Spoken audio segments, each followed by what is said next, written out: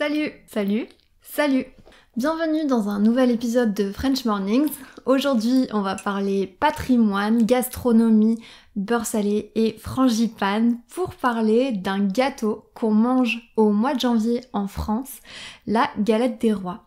Alors, prenez un petit café, pensez à activer les sous-titres si vous en avez besoin, et c'est parti! Pour l'occasion, j'ai justement acheté une galette des rois. Regardez comme elle est jolie. Et on va la goûter tout de suite. Je pense que je vais me couper une petite part.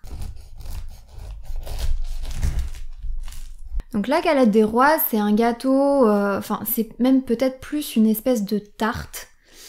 Et donc on a 3 épaisseurs, on va dire, dans cette galette. En dessous, on a de la pâte feuilletée. La pâte feuilletée, c'est une pâte qu'on utilise beaucoup pour faire des tartes parce que quand ça cuit, ça donne justement ce côté croustillant. En fait, c'est comme plein de feuilles qui s'empilent les unes sur les autres et donc voilà, on lui a donné le nom de pâte feuilletée.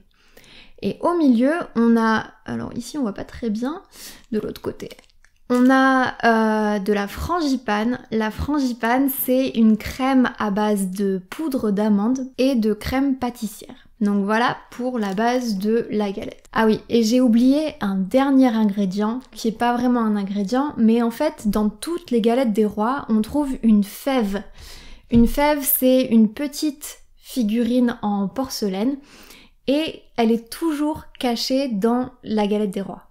Et la personne qui va tomber sur la fève devient le roi ou la reine de la journée, le roi de la galette. Ok, je vais goûter maintenant. Franchement, je pense que je vais pas avoir la fève, parce que moi, j'ai jamais la fève de toute façon. Je me rappelle pas avoir eu la fève une seule fois dans ma vie.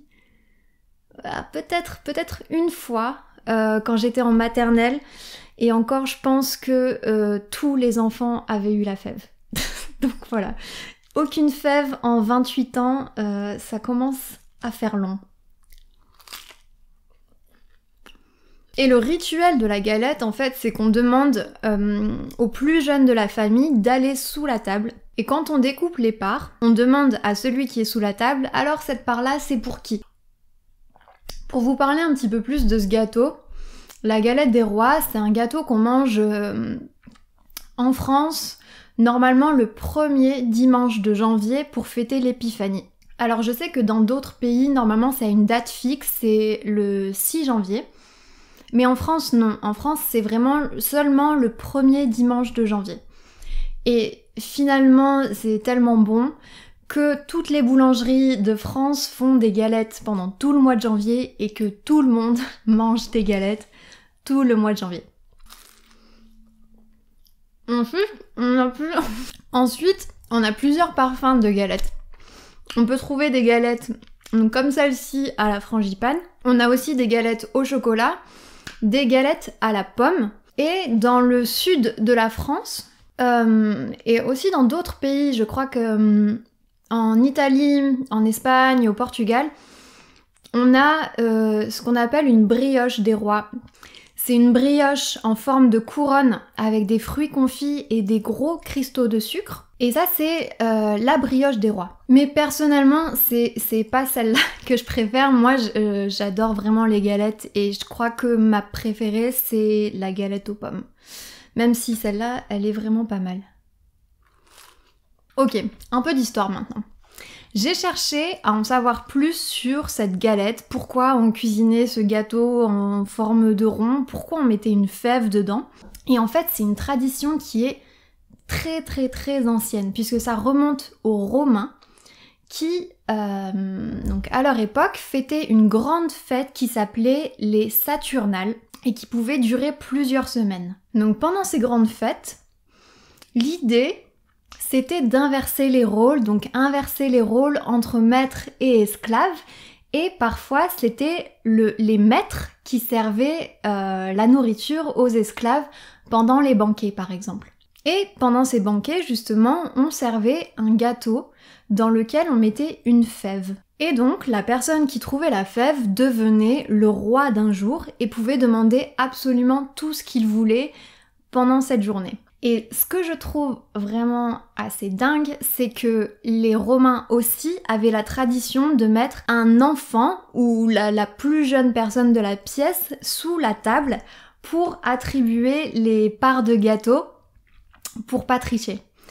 C'est peut-être pas grand-chose, mais une tradition qui persiste comme ça pendant 2000 ans sans changer du tout, ça m'impressionne vraiment beaucoup. Ensuite, en France, cette tradition, elle a continué comme ça au Moyen-Âge, et puis plus tard à la Renaissance, etc.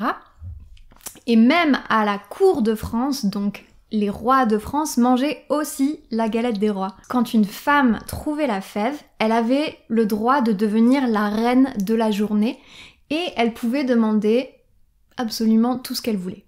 Mais cette petite tradition, elle a été supprimée par Louis XIV, voilà. On parle encore de lui, qui avait des tendances un petit peu mégalo, on va pas se mentir. Plus tard, à la Révolution, on a voulu complètement supprimer cette tradition. Parce que, voilà, galette des rois, ce terme-là, à l'époque, ça plaisait pas trop. Donc d'abord, les révolutionnaires ont essayé de supprimer complètement cette galette des rois. Et finalement, les gens étaient tellement habitués à cette tradition qu'au lieu de complètement supprimer ça, ils ont décidé de la transformer un peu. Donc, au moment de la Révolution, on parle plus de galette des rois, mais on parle de galette de l'égalité. Pourquoi de l'égalité ? Parce que on enlève la fève, donc plus personne ne peut devenir le roi. On a dit égalité, pas de fève, pas de roi.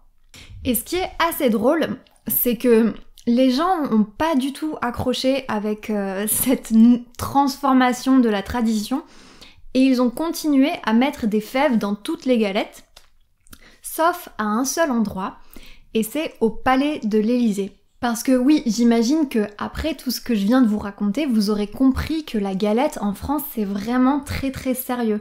On en mange partout. À l'école, au travail, avec les amis, en famille, vraiment avec tous ses proches. Et donc, à l'Élysée aussi, ils mangent une galette. Et tous les ans, le président reçoit une énorme galette gigantesque. Et dans cette galette, il n'y a toujours pas de fèves parce que c'est une galette de l'égalité. Voilà, merci à tous d'avoir regardé cette vidéo, j'espère que ça vous aura plu et que ça vous aura donné faim. Moi, de mon côté, j'ai pas eu la fève, hein, comme je m'y attendais. On se retrouve bientôt pour un prochain épisode de French Mornings. En attendant, si vous avez envie de prendre des cours de français avec moi, je vous mets le lien de mon profil italki dans la description et je vous dis à très bientôt.